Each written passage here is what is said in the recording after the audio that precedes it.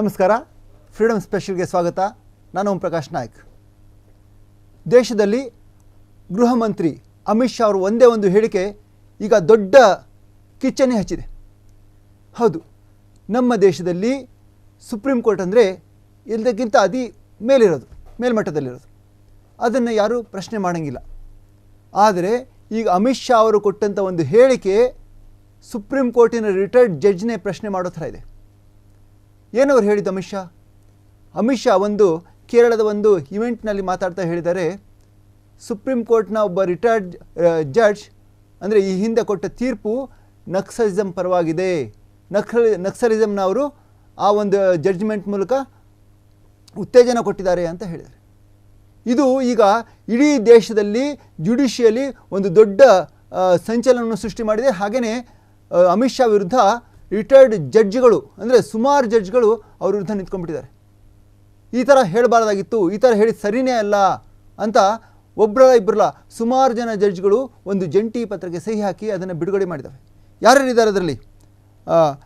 Retired ಜಡ್ಜ್ಗಳಾದ Abhay S D, Kurian Joseph, Madan B Lokur, A Patnaik, Gopal Gowda ಮತ್ತು high court Anjana Sanjeev, Govinda Madhukar, ಈ ಥರ ಸುಮಾರು ಜಡ್ಜ್ಗಳು ಇದಕ್ಕೆ ವಿರೋಧ ವ್ಯಕ್ತಪಡಿಸಿದ್ದಾರೆ. ಅಮಿತ್ ಶಾ ಹಾಗೆ ಹೇಳಿದ್ದು ಏನು, ಒಂದು ಜುಡಿಷಿಯರಿ ಇದೆ, ಅದರ ಒಂದು ಕಾರ್ಯವೈಖರಿಯನ್ನು, ಅದರ ಒಂದು ಜಡ್ಜ್ಗಳ ಮನಸ್ಥಿತಿಯನ್ನು, ಮನೋಸ್ಥೈರ್ಯವನ್ನು ಕುಗ್ಗಿಸುತ್ತೆ ಅಂತ ಹೇಳ್ತಾ ಇದ್ದಾರೆ. ಯಾಕೆಂದರೆ ಏನು ಜುಡಿಷಿಯರಿ ಮತ್ತು ಪೊಲಿಟಿಕ್ಸ್ ಇದೆ, ಒಂದು ಕಾರ್ಯಾಂಗ ಇದೆ, ಅದ್ರ ಪಾಡಿಗೆ ಅದು ಕೆಲಸ ಮಾಡಬೇಕು. ಅದು ಜನರ ಪರವಾಗಿ, ಜನರ ಹಿತಕ್ಕಾಗಿ ಏನು ನ್ಯಾಯ ಇದೆ ಅಂದರೆ ಯಾವುದು ಕಾನೂನಿದೆ ಅದು ಮಾಡ್ತಾರೆ. ಹಾಗೆಯೇ ನ್ಯಾಯಾಂಗದ ಕೆಲಸ ಏನು, ಅದು ನ್ಯಾಯವನ್ನು ಈ ಕಾನೂನಿನ ಆಧಾರದ ಮೇಲೆ, ಸಂವಿಧಾನದ ಆಧಾರದ ಮೇಲೆ ಅದು ನ್ಯಾಯವನ್ನು ಕೊಡುತ್ತೆ.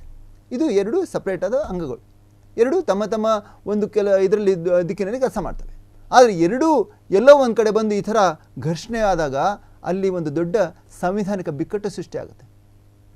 ಅಷ್ಟಕ್ಕೂ ಈ ಹೇಳಿಕೆಯನ್ನು ಅಮಿತ್ ಶಾ ಅವರು ಕೊಟ್ಟಿದ್ದು ಯಾಕೆ ಅಂದರೆ ಈಗ ಅವರೇನು ಹೇಳಿಕೆ ಕೊಟ್ಟಿದ್ದಾರೆ, ಯಾರ ವಿರುದ್ಧ ಹೇಳಿಕೆ ಕೊಟ್ಟಿದ್ದಾರೆ ಅಂದರೆ, ಈಗ ಉಪರಾಷ್ಟ್ರಪತಿ ಏನು ಇಂಡಿಯಾ ಬ್ಲಾಕ್ ಕಡೆಯಿಂದ ಉಪರಾಷ್ಟ್ರಪತಿಗೆ ಸ್ಪರ್ಧೆ ಮಾಡಿದಾರಲ್ಲ, ಅವರು ರಿಟೈರ್ಡ್ ಜಡ್ಜ್, ಅವ್ರ ಹೆಸರು ಬಿ ಸುದರ್ಶನ್ ರೆಡ್ಡಿ ಅಂತ.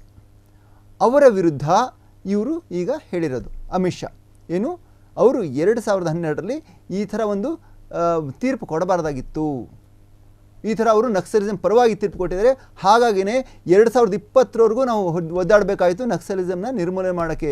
ಒಂದು ವೇಳೆ ಅವರು ಆ ಥರ ತೀರ್ಪು ಕೊಡದೇ ಇದ್ದರೆ ನಕ್ಸಲಿಸಮ್ ಯಾವಾಗಲೂ ಹೋಗ್ಬಿಡ್ತಾಯಿತ್ತು, 2012ರಲ್ಲೇ ಮುಗಿದೋಗ್ಬಿಡ್ತಾಯಿತ್ತು ಅಂತ ಅವರು ಈಗ ಹೇಳಿದ್ದಾರೆ.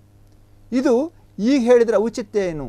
ಯಾಕಂದರೆ ಒಂದು ಹಿಂದಿನ ಜಡ್ಜಿಮೆಂಟ್ನ, ಅದು ಸುಪ್ರೀಂ ಕೋರ್ಟ್ ಜಡ್ಜ್ ನೀಡಿರುವಂಥ ಜಡ್ಜಿಮೆಂಟ್ನ ಈ ಥರ ಒಂದು ರಾಜಕೀಯಕರಣಗೊಳಿಸಿ ಅದನ್ನು ಈ ಥರ ಒಂದು ಸ್ಟೇಟ್ಮೆಂಟ್ ಕೊಡೋದು ಅತ್ಯಂತ ಕೆಟ್ಟ ಒಂದು ಸಂಪ್ರದಾಯ ಅಂತ ಈಗ ಬೇರೆ ಜಡ್ಜ್ಗಳೆಲ್ಲ ಹೇಳ್ತಾ ಇದ್ದಾರೆ. ಅದು ಈಗ ಎನ್ ಡಿ ಎ ಪರವಾಗಿ ಸಿ ಪಿ ರಾಧಾಕೃಷ್ಣನ್ ಅಂತ ನಿಂತಿದ್ರೆ, ಅವರು ತಮಿಳ್ನಾಡವರು, ಇವರು ಸುದರ್ಶನ್ ರೆಡ್ಡಿ, ಇವರು ಆಂಧ್ರದವರು. ಇಲ್ಲಿ ಆ್ಯಕ್ಚುಲಿ ಇವರಿಗೆ ಎಷ್ಟು ಬೇಕು ಗೆಲ್ಲೋದಕ್ಕೆ 220 ಸಮಥಿಂಗ್ ಇದು ಚಿಲ್ಲರೆ ಬೇಕು. ಅದನ್ನು ಇವರು ತೊಗೊಂಡ್ಬಿಡ್ತಾರೆ. ಯಾರು ಎನ್ ಡಿ ಎ ಪರ ಅಭ್ಯರ್ಥಿ ಗೆಲ್ಲೋದು ಶತಸಿದ್ಧ, ಯಾಕಂದರೆ ಅವ್ರ ಕಡೆ ಬಹುಮತ ಇದೆ. ಇವರು ಅಂದರೆ ಒಂದು ಸ್ಪರ್ಧೆ ಇರಲಿ ಅಂತ ನಿಲ್ಲಿಸ್ತಾ ಇದೆ ಹೊರತು ಇವ್ರ ಹತ್ರ ಬಹುಮತ ಇಲ್ಲ, ಅದು ಎಲ್ರಿಗೂ ಗೊತ್ತು. ಆದರೂ ಅಮಿತ್ ಶಾ ಅವರು ರಿಟೈರ್ಡ್ ಜಡ್ಜ್ ಏನು ಪ್ರತಿಸ್ಪರ್ಧಿ ಇದ್ದಾರೆ, ರಿಟೈರ್ಡ್ ಜಡ್ಜ್ ಅವ್ರ ಮೇಲೆ ಒಂದು ಈ ಥರ ರಾಜಕೀಯವಾದ ಒಂದು ಬಾಣವನ್ನು ಬಿಡ್ತಾಯಿದ್ದಾರೆ. ಅಷ್ಟಕ್ಕೂ ಅವ್ರು ಕೊಟ್ಟ ತೀರ್ಪೇನು, ಇದು ಬಹಳ ಕುತೂಹಲದ ವಿಷಯ. ಅಂದರೆ ಆ ಟೈಮಲ್ಲಿ 2012ರಲ್ಲಿ ಏನು ತೀರ್ಪು ಕೊಟ್ಟಿದ್ರು, ಯಾಕೆ ಅವ್ರು ನಕ್ಸಲ್ ಪರ ತೀರ್ಪು ಕೊಟ್ಟರು ಅಂತ ಇವ್ರು ಹೇಳ್ತಾ ಇದ್ದಾರೆ ಅಂತ ನೋಡೋದಾದರೆ, ಅದನ್ನು ನಾವು ಒಂದು ಛತ್ತೀಸ್ಗಢ ಮತ್ತು ಆಗಿನ ಒಂದು ಸ್ಟೇಟಲ್ಲಿ ನಡೆದ ಒಂದು ಘಟನೆಯನ್ನು ನೋಡಬೇಕಾಗುತ್ತೆ.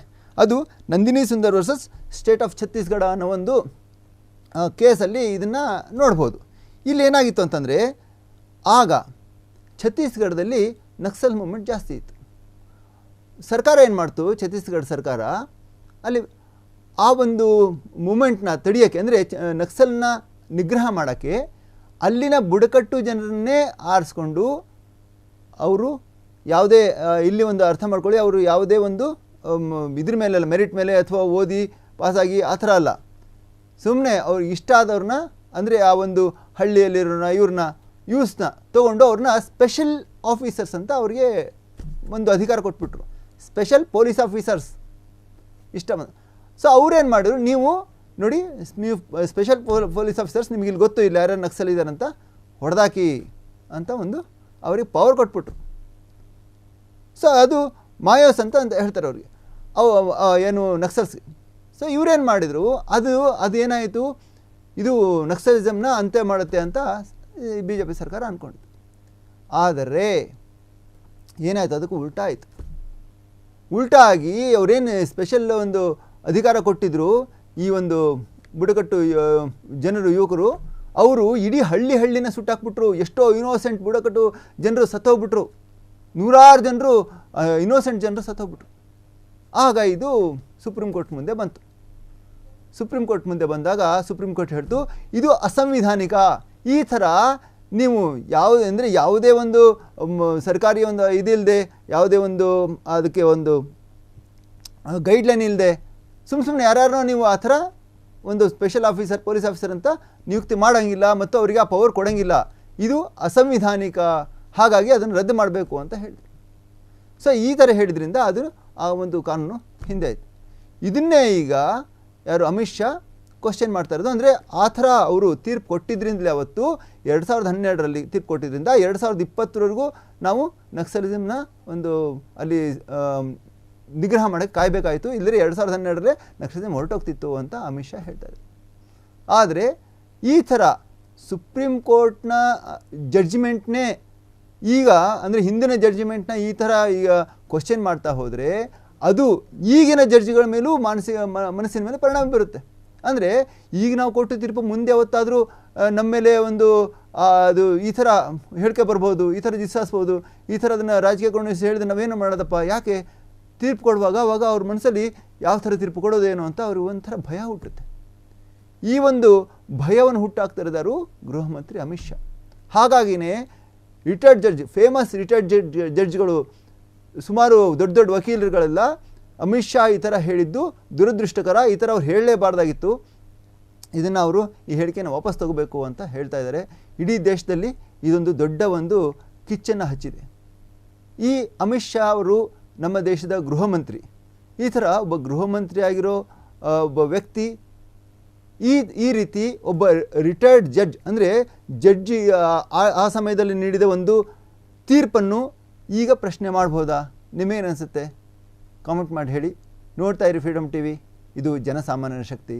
ನಮಸ್ಕಾರ.